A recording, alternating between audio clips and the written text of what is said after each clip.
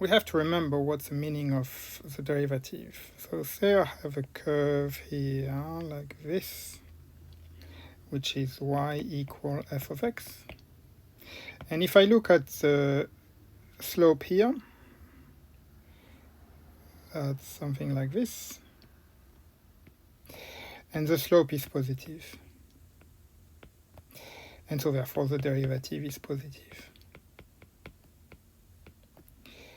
If I look at the slope here, the slope is like this. And the slope is negative, so therefore the derivative is negative. Now let's change color. If I look at the slope here, the slope is horizontal. So therefore the derivative here is equal to 0. And likewise here, the slope is horizontal. Didn't do a very good job here. The slope is horizontal, so therefore the derivative is also equal to 0. So this is called a local maximum here. Local because basically locally, yeah, that's a maximum for the function, but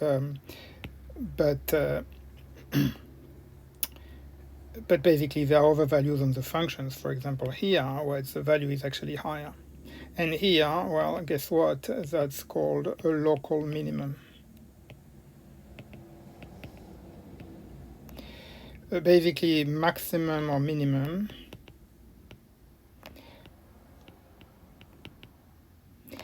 they go together in a term called extremum. They are said to be extremum. Right. So basically, the value of the derivative is going to give us an idea if the function increases or not. Now, note that when it's the derivative is equal to 0, doesn't necessarily mean that it's a maximum or a minimum, because it could be, let's get rid of that.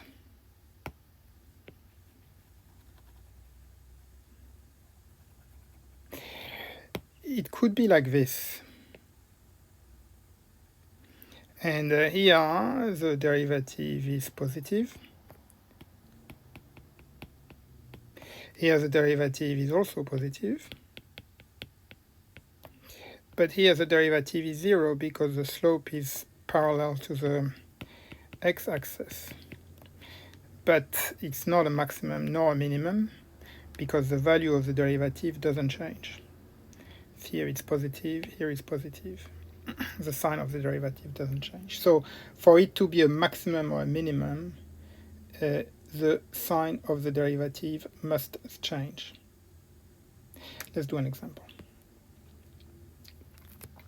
Say we have the function f of x equal 2x cubed minus 9x squared minus 24x plus 1. And we want to find the values for which f is stationary.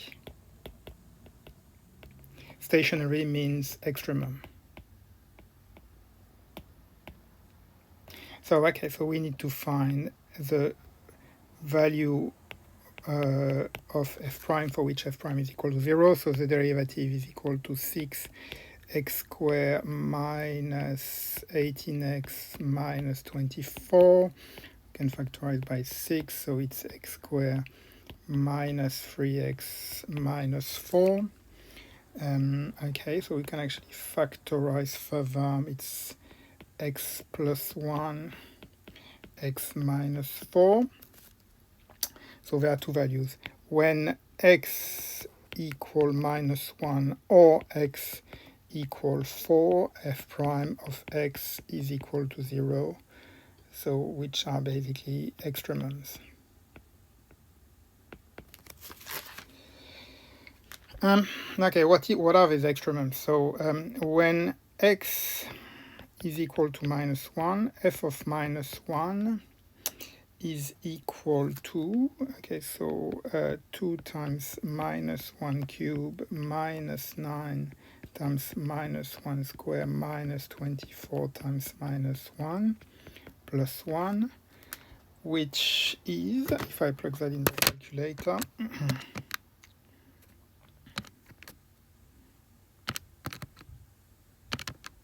14. So the value, the point at which it's an extremum, it's the value for which x equal -1 and y equal 14. And when x equal 4, well, f of 4 is equal to 2 times 4 cube minus 9 times 4 square minus 24 times 4 plus 1, which is equal to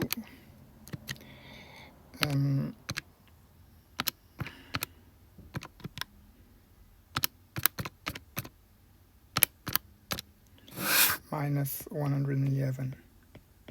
So the extremum is at 4 minus 111.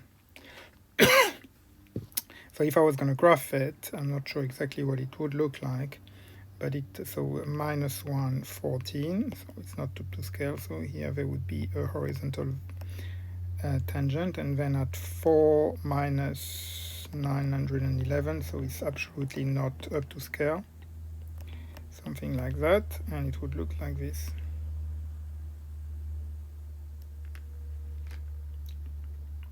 Approximately.